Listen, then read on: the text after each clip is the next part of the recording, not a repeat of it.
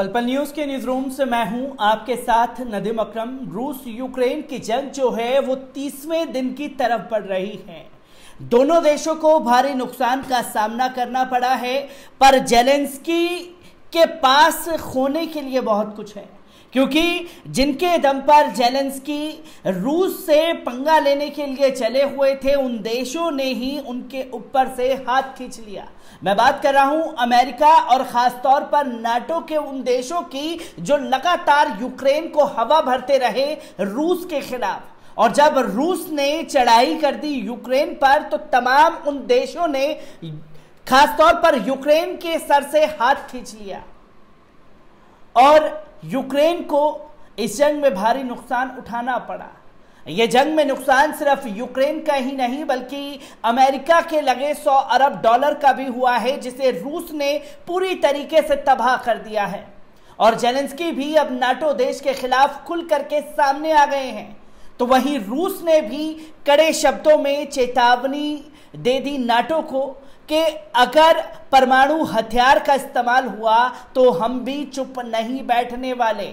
और पुतिन ने खुल करके परमाणु हथियारों का इस्तेमाल करने के लिए जद्दोजहद तेज कर दी है।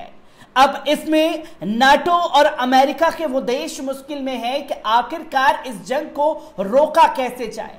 और अगर पुतिन को नहीं रोक पा रहे तमाम चीजों के बावजूद भी, तो बड़ा फेलियर नाटो और अमेरिका का सामने आता है, जिसे चुनौती अपने दम पर पुतिन ने दी है। और जब पूरी तरीके से सुगबुगाहट रूस यूक्रेन के जंग को लेकर के मची हुई है, तो कुछ बड़ी अपडेट लगातार सामने आ रही है। आपको बता दें कि युद्ध से यूक्रेन की अर्थव्यवस्था को $100 अरब का नुकसान हो चुका है। यूक्रेन के राष्ट्रपति के सलाहकार ने यह जानकारी दी है। और जो नुकसान हुआ है उसमें अमेरिका के $100 अरब यूक्रेन में लगे हुए थे। आपको बता दें कि यूक्रेन के राष्ट्रपति के सलाहकार ने बताया है कि युद्ध से देश की अर्थव्यवस्था को $100 अरब का नुकसान हो चुका है। वोलोदिमीर जेलेंस्की के आर्थिक मामलों के सलाहकार ओल्गे ने मंगलवार की रात बताया कि युद्ध से यूक्रेन की अर्थव्यवस्था को बुरी तरह से प्रभावित किया गया है। उन्होंने कहा कि इससे यूक्रेन की कृषि भी बहुत प्रभावित हुई है। यूक्रेन के राष्ट्रपति आर्थिक मामलों के सलाहकार ने बताया कि देश को युद्ध से होने वाले नुकसान की आरंभिक समीक्षा बताती है कि हमें कम से कम $100 अरब का नुकसान हो चुका है। उनका कहना था कि इस समय हमारा देश वास्तविक विनाश से गुजर रहा है, जिसका अनुमान दूसरे नहीं लगा सकते। जेलेंस्की के आर्थिक सलाहकार ने बताया कि इस युद्ध में न केवल यूक्रेन और उसकी अर्थव्यवस्था को बुरी तरह से प्रभावित किया गया है, बल्कि विश्व बाजार पर भी अपना प्रतिकूल प्रभाव डाला गया है। जहां अमेरिका का बड़ा प्रोजेक्ट लगा हुआ था यूक्रेन में, उसे तबाह कर दिया गया है। इस बीच रूस ने यूक्रेन में जारी युद्ध के 27वें दिन बताया कि यूक्रेन युद्ध आरंभ होने से लेकर अब तक यूक्रेन के 326 ड्रोन विमान, 185 एंटी एयरक्राफ्ट और 1547 बख्तरबंद गाड़ियां और टैंक भी तबाह हो चुके हैं। हथियार अब यूक्रेन के पास लगभग खत्म होने की कगार पर हैं। तो वहीं नाटो के खिलाफ भी खुल करके जेलेंस्की सामने आ गए हैं। आपको बता दें कि यूक्रेन युद्ध जारी है। अब यह 27वें दिन में हो चुका है। रूस द्वारा नेटो के विस्तार के प्रति कई चेतावनियां देने और नाटो की ओर से उसे पूरी तरह से अनदेखा करने के बाद पुतिन ने यूक्रेन के विरुद्ध सैन्य कार्रवाई का आदेश जारी कर दिया है। यूक्रेन के बारे में नाटो के व्यवहार को लेकर जेलेंस्की आजकल बहुत नाराज चल रहे हैं। उन्होंने कहा कि वास्तव में नाटो रूस से डर रहा है।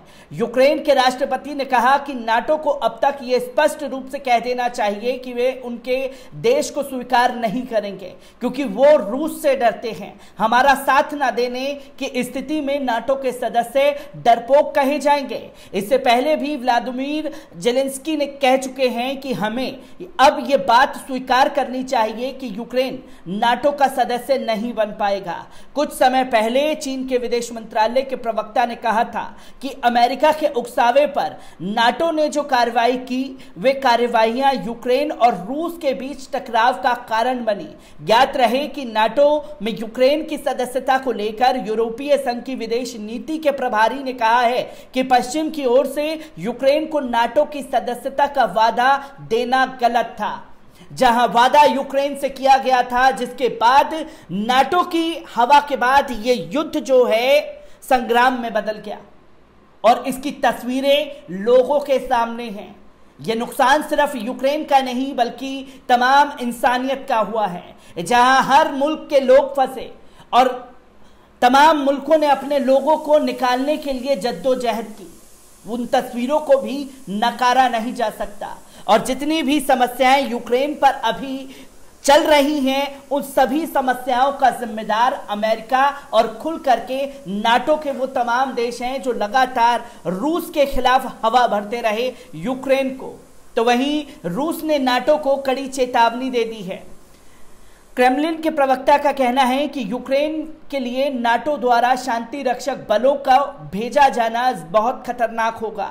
दिमित्री पेस्कोव का इस बारे में चेतावनी देते हुए कहा कि नाटो के साथ रूस के संभावित टकराव के बहुत बुरे परिणाम सामने आएंगे।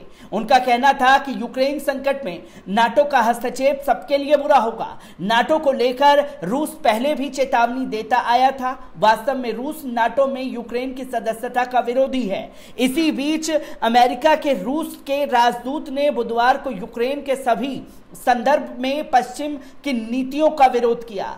अनातोली का कहना था कि पश्चिम द्वारा यूक्रेन के लिए हथियार और लड़ाके भेजने का काम बहुत खतरनाक होगा। उन्होंने कहा कि यह काम यूरोप ही नहीं बल्कि विश्व की शांति के लिए भी गंभीर खतरा उत्पन्न करेगा। यूक्रेन युद्ध के लिए अब तक 25 देश हथियार और सैन्य उपकरण भेज चुके हैं। इस बीच रूस ने इस आरोप का खंडन किया है कि झड़पों के दौरान आम नागरिकों को लक्ष्य बनाया जा रहा है। हालांकि यूक्रेन युद्ध के बाद से रूस के विरुद्ध अंतर्राष्ट्रीय स्तर पर प्रतिक्रियाएं तेज हो गई हैं और कूटनीतिक मार्ग से भी उस पर दबाव बनाने के लिए प्रयास किए जा रहे हैं। जहां रूस को घेरने की तैयारी अभी भी नाटो देश द्वारा की जा रही है, जहां नाटो और अमेरिका ने मिलकर के तमाम प्रस्ताव जो हैं रूस के खिलाफ पास करवा लिए। इंटरनेशनल कोर्ट में रूस के खिलाफ चले गए, पर इंटरनेशनल कोर्ट की अपील के बाद भी पुतिन रुकने का नाम नहीं ले रहे और साथ ही साथ जब नाटो के तमाम देश बिगुल फूंक रहे हैं रूस के खिलाफ, तब भी पुतिन रुकने का नाम नहीं ले रहे।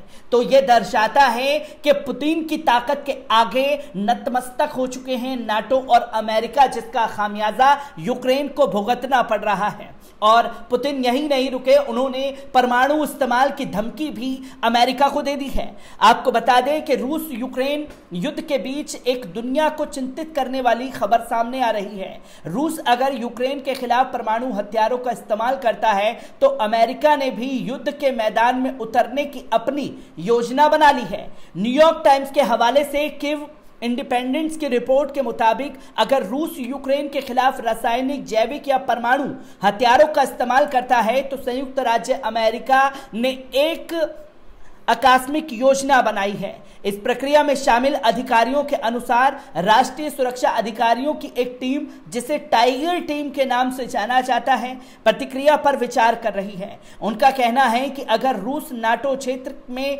काफिले पर हमला करता है और यूक्रेन में इन हथियारों को उतारता है तो अमेरिका जवाब देने के लिए तैयार मिलेगा। आपको बता दें कि 24 मार्च को नाटो सभी सदस्य देशों के नेताओं की बैठक होने वाली है। उस बैठक में इस विषय पर चर्चा की जा सकती है और परमाणु हथियार अगर रूस की तरफ से प्रयोग किए जाते हैं तो यह तय हो जाएगा कि पूरी दुनिया तीसरे विश्व युद्ध की चपेट में आ जाएगी और पुतिन जो हैं रुकने का नाम नहीं ले रहे। और पुतिन के जो लगातार कार्रवाई चल रही है वो इस जंग में अमेरिका को खदेड़ करके लाना चाहता है, जिसकी तरफ लगातार रूस अपना कदम बढ़ा रहा है।